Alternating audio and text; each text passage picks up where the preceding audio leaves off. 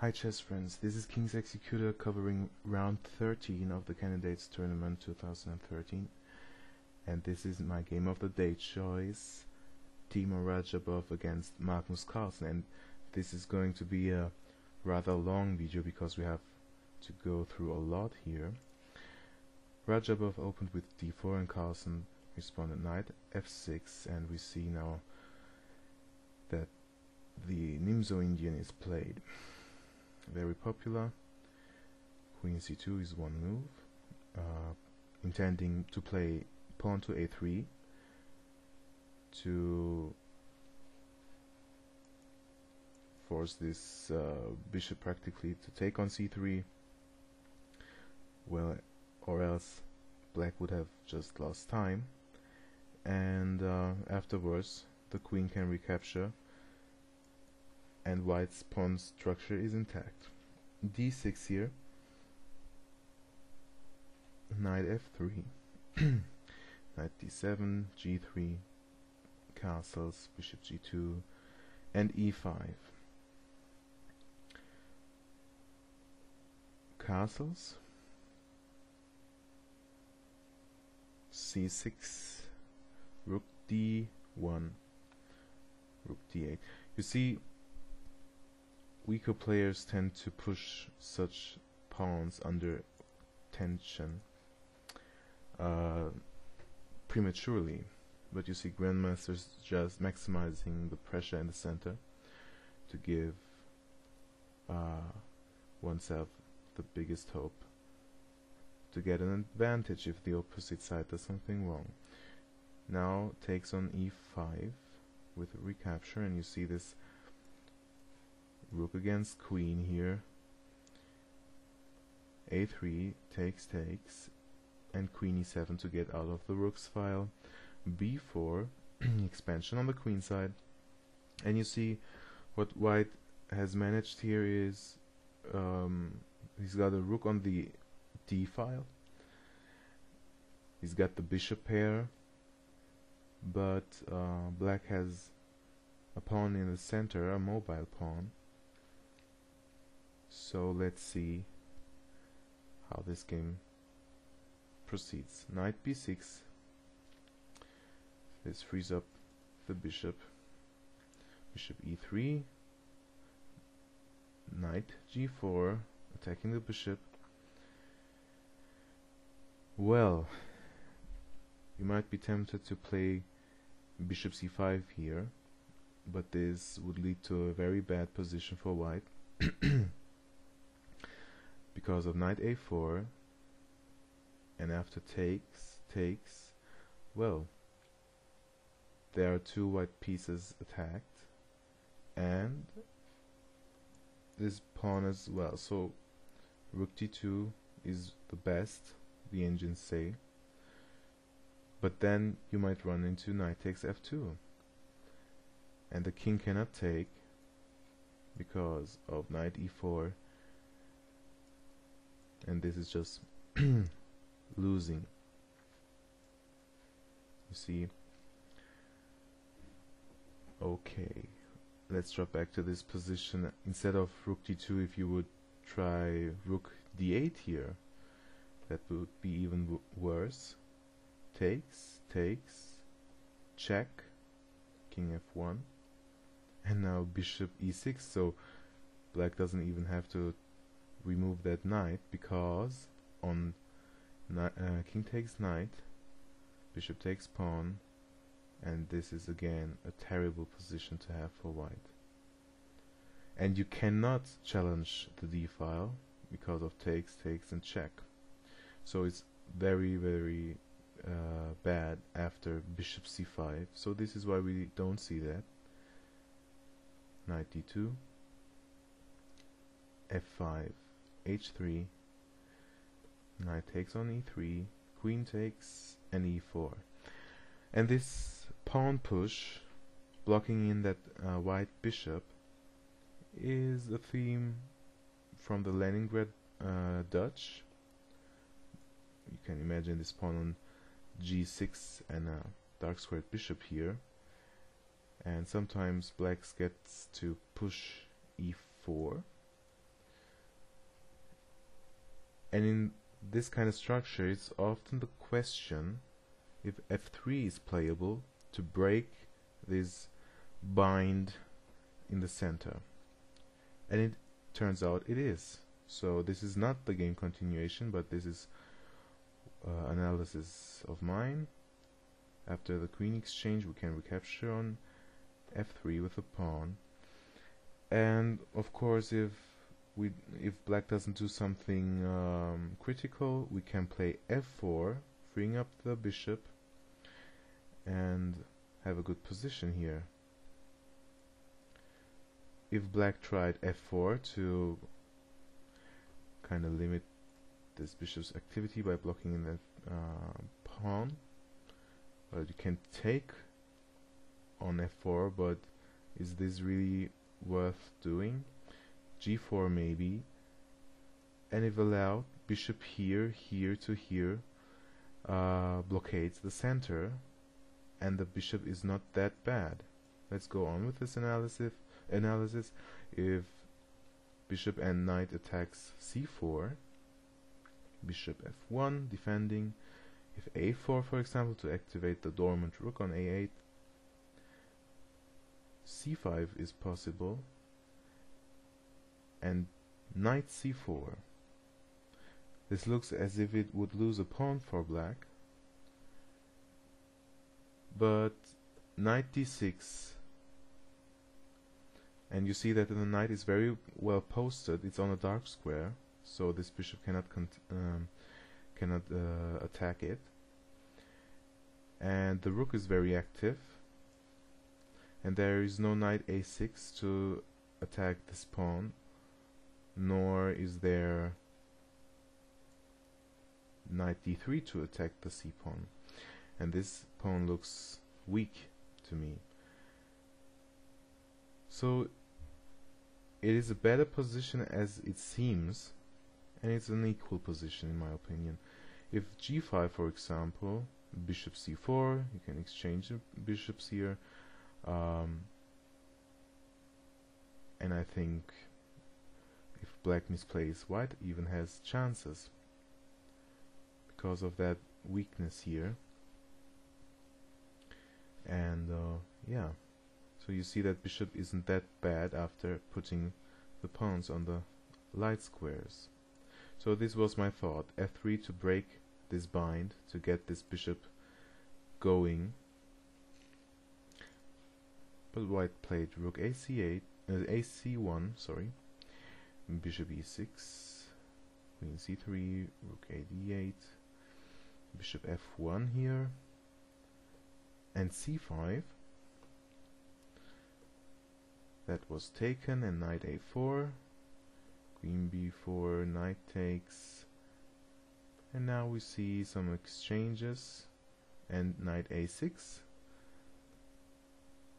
e3. So, do you like this position more with this shattered queenside pawns, or this position more, where you see an active white rook here, and really these pawns are going nowhere? Okay, it's black's move, king f7, bishop e2, so the king can come out, b6, rook d8, knight c5, knight d4, king f6. We have to go quickly through the game because it's a long game and we have some variations here.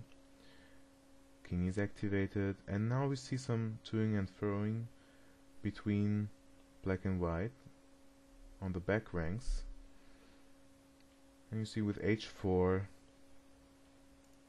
for the time being, the black kingside pawns are under control. h6, rook c8. Really, these are kind of waiting moves here.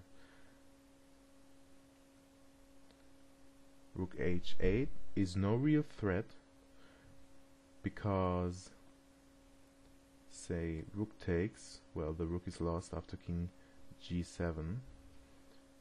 So we see knight b5, rook d7, knight d4, h5, check.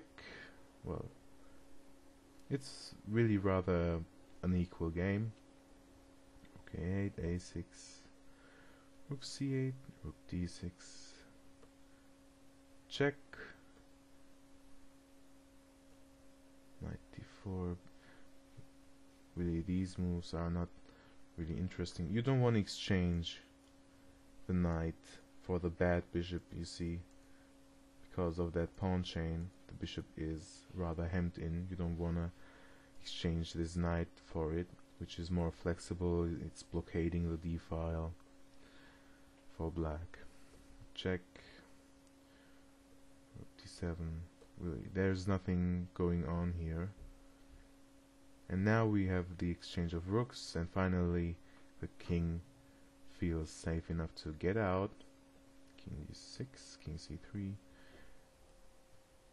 Really, until now, it's a rather flawless game. But you see, white has to defend these pawns, and this is the stress here for the white player.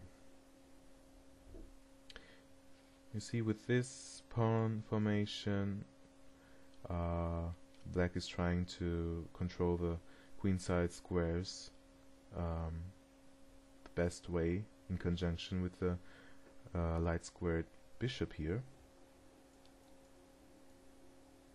So these colors combined are, of course, more active for black. And now we see just a rather drawish game here. Knight d4, knight c5, king b2. Really not much going on. Check. Knight d4, knight d7, check, king c5, knight d4, knight e5, check. And in this position, I think Radjabov makes a mistake here. He plays a4, probably with the idea to cover that weak pawn.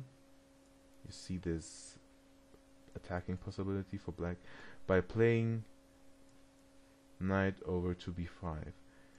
But this is totally unnecessary. The a4 push is so unnecessary. Firstly, it's a pawn on the light squares, and you don't need pawns on the light squares here, because they are in the range of this bishop, and it's just a weakness to attack. So a4, and it's interesting now how to proceed for black to exploit this. I mean, the first intuition is probably to get the king out of the way and play bishop e8, attacking the pawn, right? But the best way to do it is play king d7. Why? Let's look at bishop e8. That would be answered by king d4 and king d6 by c5 check. And after takes, knight c6, king c4, well, that pawn is defendable, and you see that black exchanged his connected pawn for this isolated pawn here. And this is no good deal for black. Let's go back to this position. If king d6 first instead of bishop e8, then again check, takes, and then we can take the a pawn. So you don't want to allow white to exchange this weak pawn for this connected pawn here. So this is why king d7 is the waiting move in this position. Well, if c5 here simply takes, and pawn takes, and this is clearly a win for black. So this is why Carlsen plays a waiting move and getting out of the check. Well, the white weaknesses are going nowhere.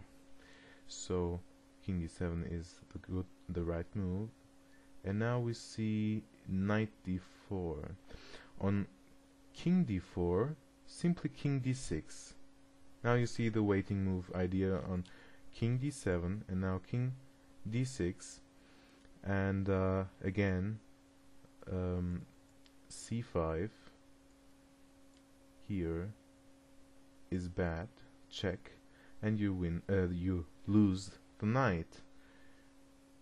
So, sorry, not the right position. Again, if king d7 was the move, and if king d4, king d6, and c5 doesn't work, as we saw. So this is why, after king d7, we see knight d4, king d6 here.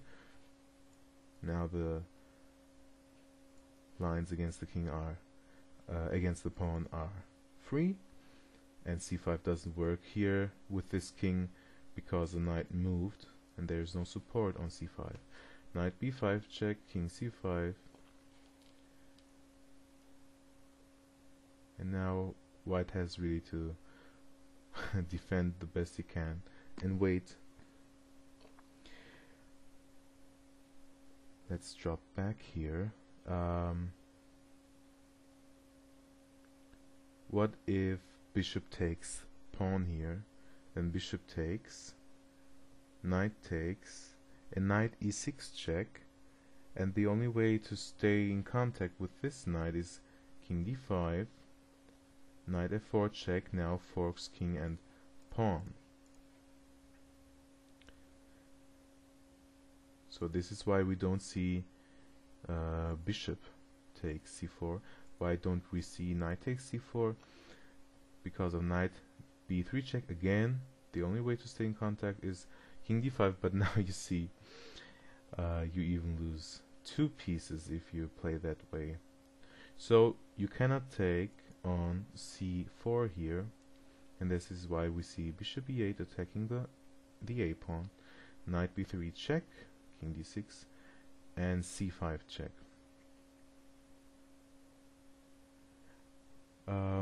Again, if you take that pawn, then knight takes a5, bishop takes a5, knight c4 check,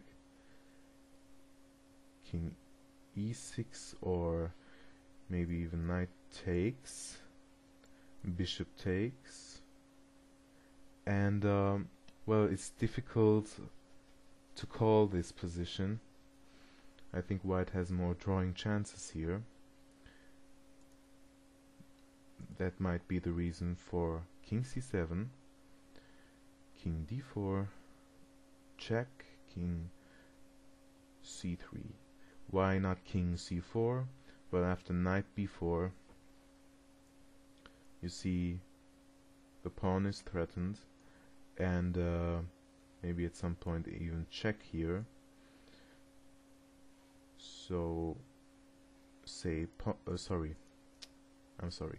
so in this position, say pawn takes with check, king takes, and still the pawn is attacked.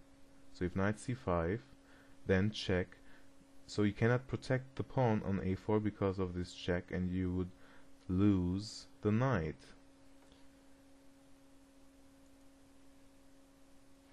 So after this check on c6, king c3 is the best move, which was played. And now knight e7, again fire on a4, takes, knight d2, bishop takes, knight c4 check, king a6 to stay in contact with a5,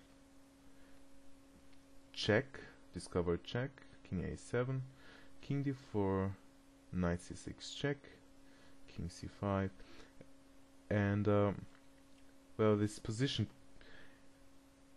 is not that easy, of course, for white. Maybe if he plays perfectly, he could draw this, but let's go on. Knight e5, knight c4, and this is really the mistake. Let's drop back.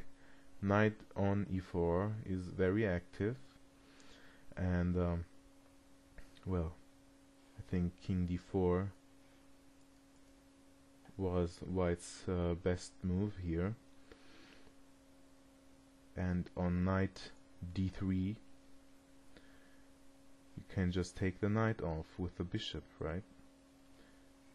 But it's not so simple, maybe, to call this position because of this isolated free pawn on the edge, this passed pawn. Well, here Radjabov cracked and played knight c4, and this allowed knight d3 with check, forking king and pawn. And if you take that knight off and play knight d2, well, bishop c2 simply, and a4, and then you can start getting this king into the game and win. This is a one position. King d4 was Radjabov's move, and now there are two possibilities. For example, knight takes f2, knight takes a5, and knight h1 attacking the second pawn, which cannot be defended, so bishop c4, for example, takes. Well, if you were white and you would have a weak opponent, maybe even some masters, they might only draw as black. So you could try bishop f7 here, with the plan of after f4, the very good black move, to take, check, takes, and now this fork, just to allow this bishop to be taken, which would take these pawns on the light square, so that has to be taken, of course.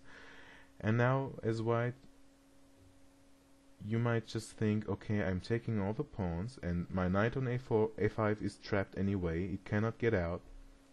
So check and takes. And, well, these pawns with check on e4 are going nowhere. If king f5, then knight g3 forks king and pawn. The pawn is attacked twice, so it would be dropping.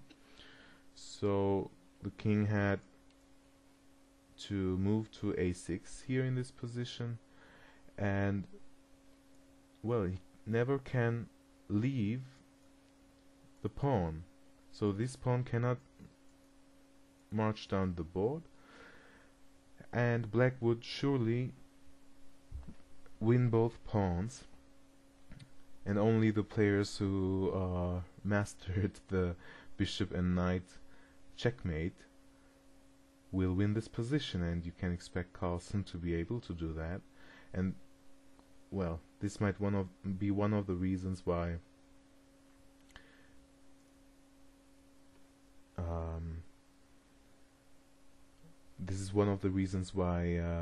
knight f2 is losing for white, because if he even manages to take all these pawns from the board, he will be down two pieces, and lose on forced checkmate with bishop and knight.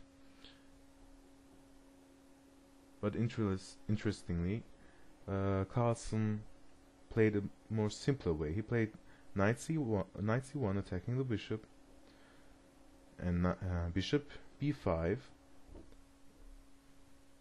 And the point of bishop b5 is just to distract the pieces back. Say, well, on knight d2 here,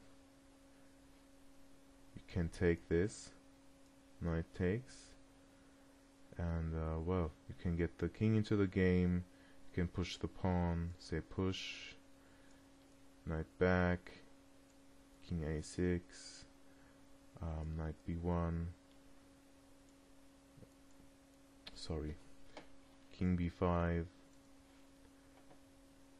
And, well, the white king has to help the knight. Meanwhile, this knight can mop up. You see? Okay. So we see after bishop e5, knight takes pawn, sacrificing the piece, trying to hold the game. Check.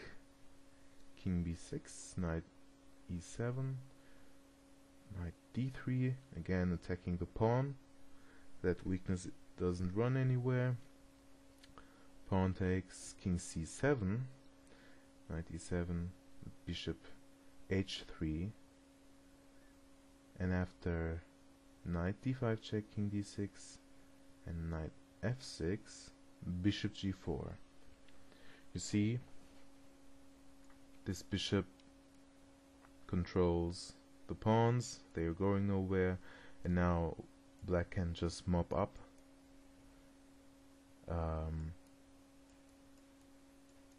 And black is up a piece, and finally, in conjunction with the king, this knight is not worth much, and even after the exchange, black is up a piece, as I said. So in this position, Timur Radjabov resigned to Magnus Carlsen.